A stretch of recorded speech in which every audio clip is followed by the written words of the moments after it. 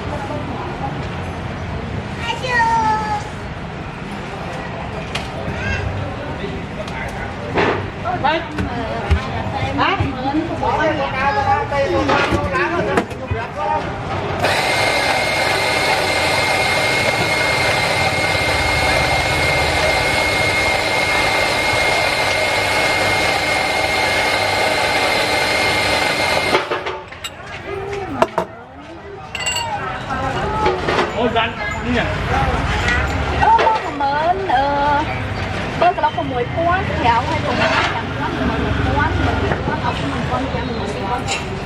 bóc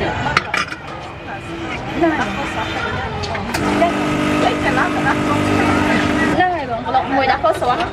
trái không nóng pha mới tin quan hệ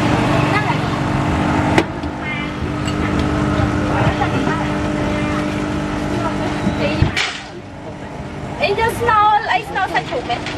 ai mẹ snow ai miếng thẻo cũng mất tại cái hông rồi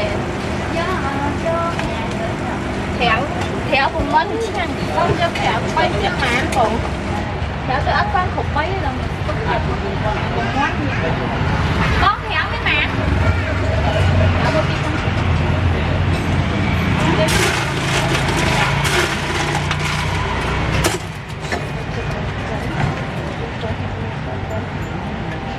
đi con thẻ mình cho con thẻ con khéo đó mà vì giờ sẽ không không phải gì ông con này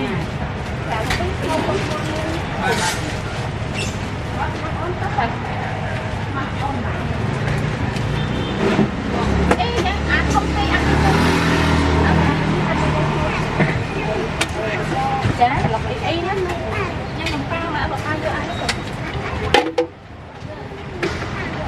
làm bao à đấy làm băng bên làm băng này nó ngày cái ẩm gì nó cái ẩm độ nát còn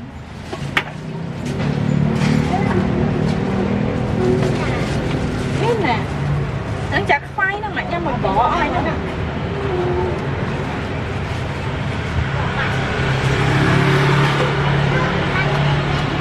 Hãy subscribe cho kênh Ghiền Mì Gõ để không bỏ lỡ những video hấp dẫn.